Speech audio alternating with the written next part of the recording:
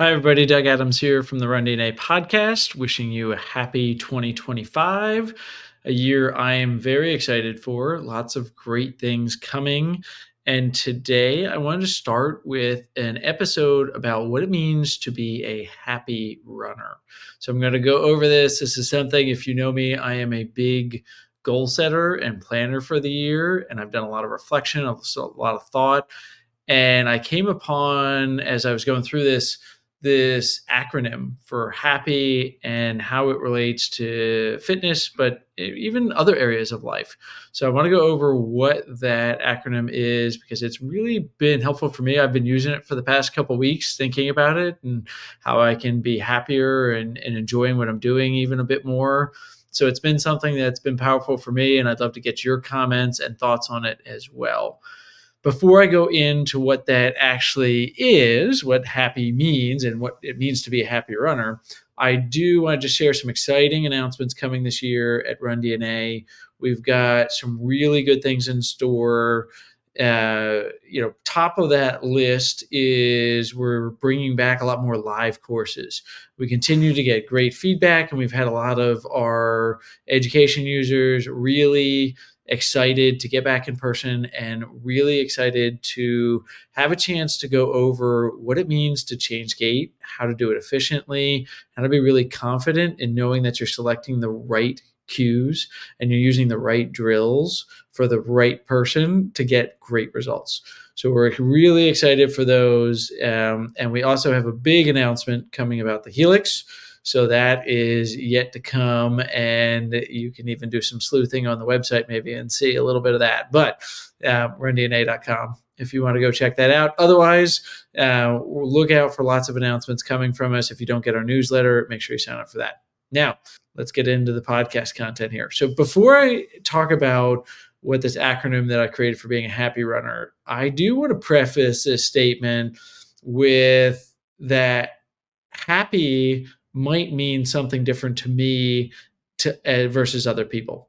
When I think of happy, I think of a state of being almost more than a fleeting emotion.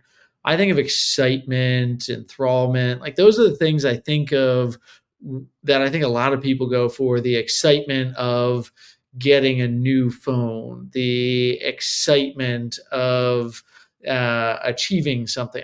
I think happy is more of a long lasting state of mind and state of being, where, and maybe even a step above that is being joyous, right? So it's like joyous is it's just you're over the moon. Things are going just swimmingly there and everything's going great. But happy is just that consistent contention and really being in a good place with whatever you're doing.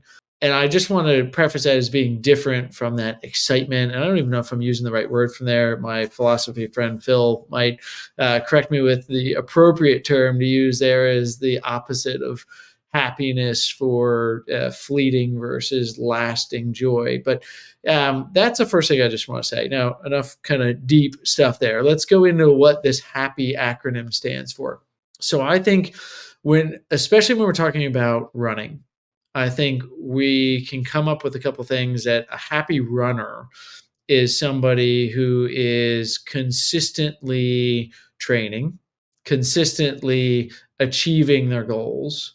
They are improving upon themselves or maintaining even. You don't even have to necessarily always be striving for more with running, although a lot of runners are. They want to run faster, they want to run further, and that's what I think attracts a lot of people to the sport.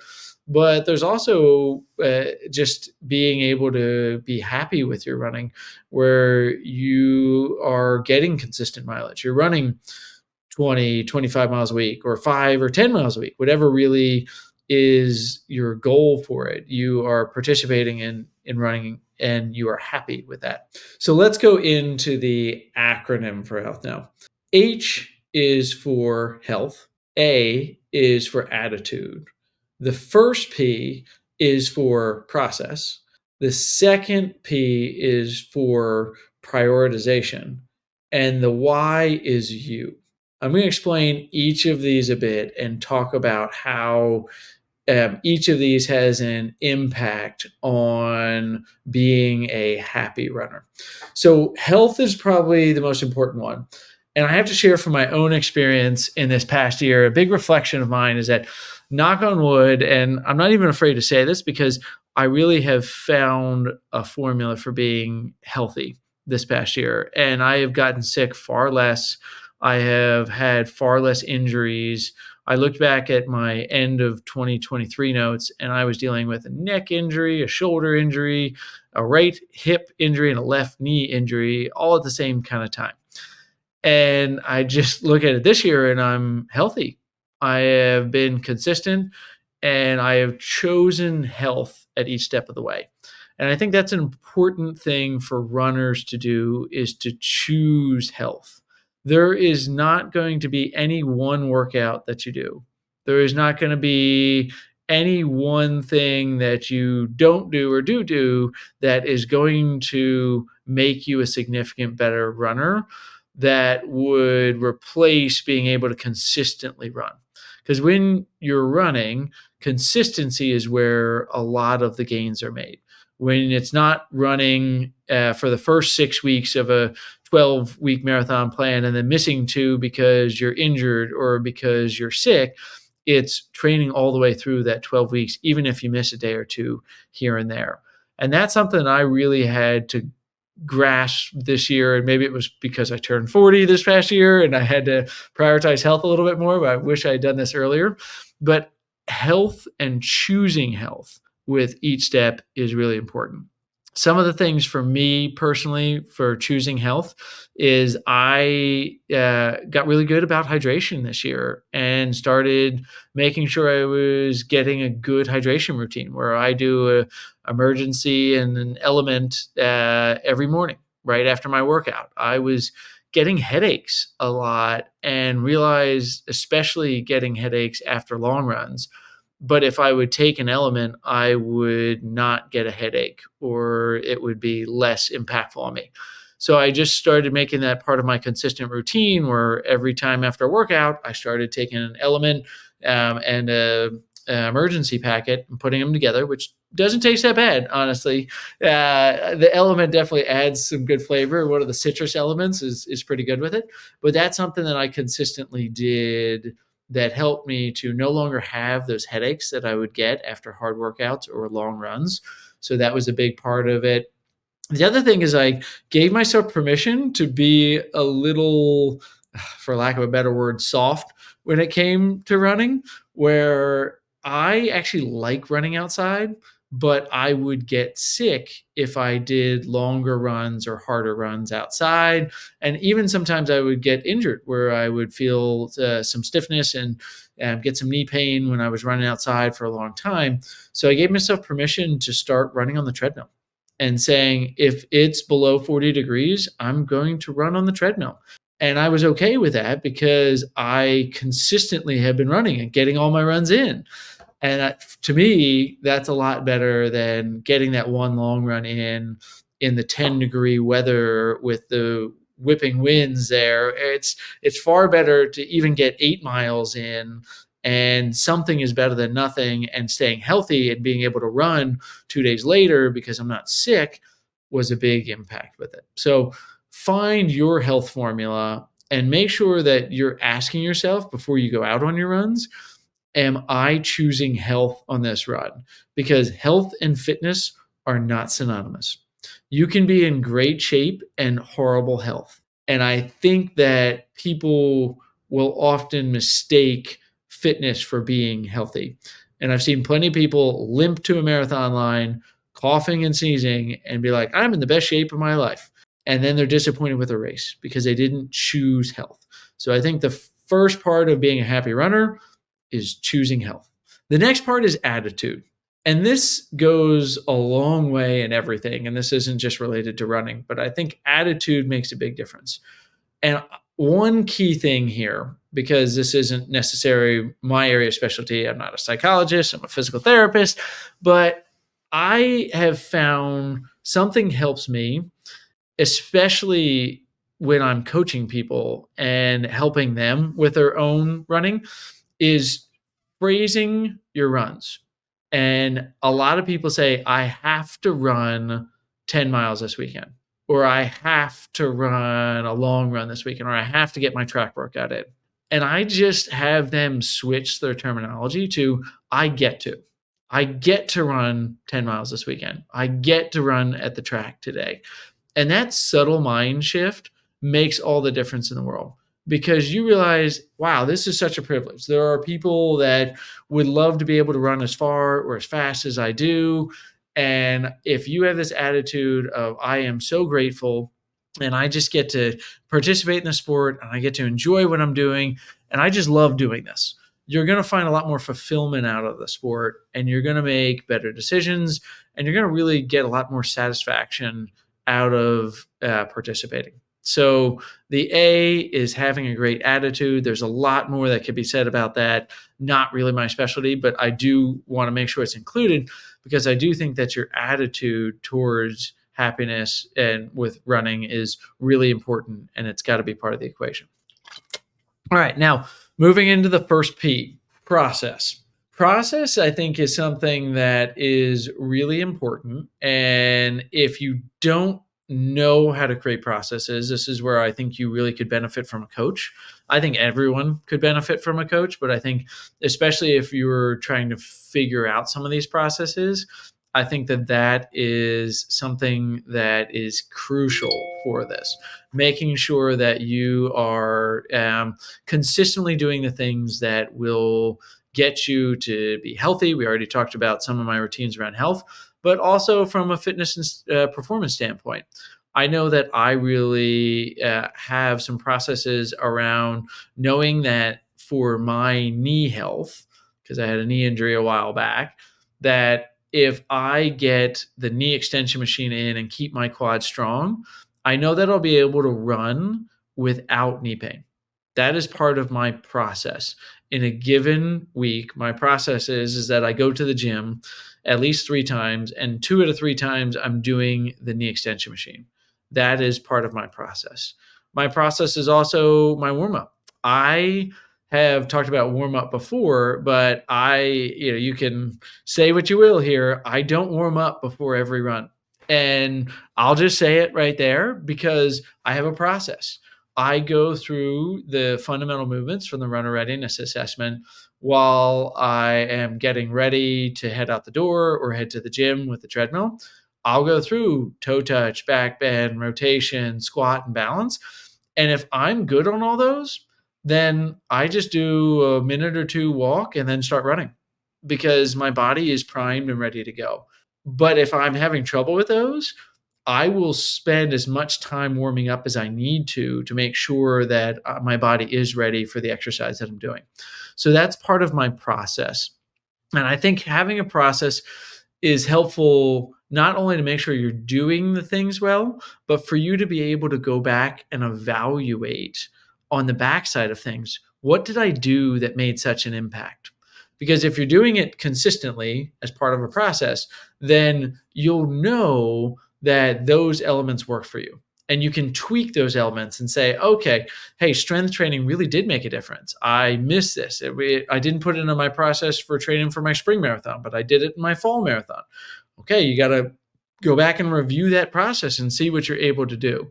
So I think there's not only the benefit of making sure you're getting done what you're supposed to and fine tuning it, but there's also the ability to review and to look back and say, these processes worked, or this is where my process is broken and I need to add something in.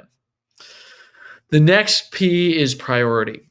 And priority is something that I think is easier said than done because priority is something that we all think that we're doing, but in reality, we're doing a lot of I should do this, or I could do this, or I want to do this. But what is the most important thing that is going to make you get more out of running? I like the quote by Gary Keller, what's the one thing that in doing such, everything else would be easy or unnecessary? And I think we should start by looking at our priorities at the beginning of a training program. When you're looking at this, you say, where can I make the most improvements? This is straight out of our endurance coaching course. We can say, all right, when I run, I call this the magic question. When I run, what's the first thing that gives out on me? Is it my legs? Is it my lungs? Is it my heart? Is it my head? Like, what is the thing that slows me down from running faster or further like I'd like to? And then prioritizing that in your planning and saying, okay, it's my lungs that give out. I need to work on some quality zone 2 work so that I have really just good aerobic fitness and I'm getting some consistent mileage in. So I need to prioritize that in the week. And if it comes down to it, because this is inevitably what happens to me, is running is I'm not a professional runner. Running is my job, but I'm not a professional runner. So inevitably, I've got travel, I've got kids, I've got a wife, I've got all these things that require my time and attention that I can't always make sure that running is happening exactly how I want. So I have to think back to my priorities and say, well, what's the most important thing that I need right now? Because if I do, that's going to feed into my health. That's going to keep consistent with my processes. And I'm going to make sure that I am getting the most out of it and not spending time and energy and resources on things that aren't going to get me as much benefit as maybe saying, all right, I can skip my medium distance run and be better for me to do some tempo work this week because I really need to work on my speed endurance. That's the biggest thing holding me back, where I can run a certain speed only for so long, and then I start to get pretty uh, tired from it, or my form starts to fall apart. So I need to work on my tempo work or my threshold work there. So priority is really important, and knowing what you should really be focusing on, and having some goals that are associated with those priorities and those processes so that you know if you are moving in the right direction. And the why is the final part of this. And that really stands for you. You are in control of your relationship with running. You are the sole person that has a chance to say, this is going to be a healthy relationship or this is not going to be a healthy relationship. And if you take control over that, you're going to have a lot to gain from running. I've said it before, running is like a magic pill. If you look at all the research, if you look at everything out there, if you took all the benefits of running and put it into a little pill format, you'd be a billionaire because it would solve everything from mental to physical health and everything in between there. It has so much benefit, but you have to experience it in the way that's best for you. And that means that if you want to run 5 miles a week, great. If you want to run 50 miles a week, great. It is your journey. And if you take ownership of this, and if you're looking at it from, how do I maintain my health? How do I have a good attitude about this? How do I find my processes? How do I set my priorities? It really feeds into all the other parts of the acronym before it. If you personalize those to you, and you're going to see a lot of results. And you might need a coach. You might need a friend to help run some ideas off of, get some feedback. That is fine. You don't have to do this alone, but you are ultimately responsible for it. And I think that's a big part of having that happy running. So I hope this helps people. Some of it might be obvious, but I often find that obvious things put in a convenient package make a big difference. And I think that if you can think about these parameters of, I want to be happy running this year, what does that mean? That might be a performance goal. That might just be a consistency goal. That might be a distance goal. Whatever that is, find what makes you happy with running and have that consistent state and see if you can really have a great 2025 with this. I'll have to say, I just, before kind of taking off here, just this is something that I don't think just applies to running either. I think the same things of health, attitude, priority, process, and you being in charge, those things can help you in all areas of life. I kind of thought about that's the same for my business goals this year as my personal goals, my fitness goals. Everything can be related back to a lot of those factors. And there's other parts that are in there, but this is going to get 85 to 90% of what it takes to really be happy. So I have this written down, and it's in the top of my notes that I use this OneNote in my phone a lot. So I have it at the top of the notes. So I'm just reminded of what I need to do to really choose being happy with it. So I hope this helps you as well. I hope you can enjoy your running. Stay tuned for lots of exciting announcements from Run DNA coming out this year. We're looking to meet a lot more people, get involved. So please share this, help other people to be happy with running. And I look forward to working with you in the new year. Subscribe this video, share it, sign up for our newsletter at rundna.com. But I look forward to going through this running journey with you all in 2025 and beyond. Thanks for listening. Like what you hear? Leave a review of the show wherever you listen, and don't forget to subscribe so you never miss an episode. Run DNA helps runners and running specialists through education and technology to identify each runner's unique injury profile to avoid setbacks and maximize results. The Run DNA podcast is produced by Ace Running LLC. The Run DNA podcast is intended for educational purposes only. No clinical decision-making should be based solely on one source. While care is taken to ensure accuracy, factual errors can occur. Always seek the guidance of qualified medical professionals before making healthcare decisions. Find us online at rundna.com.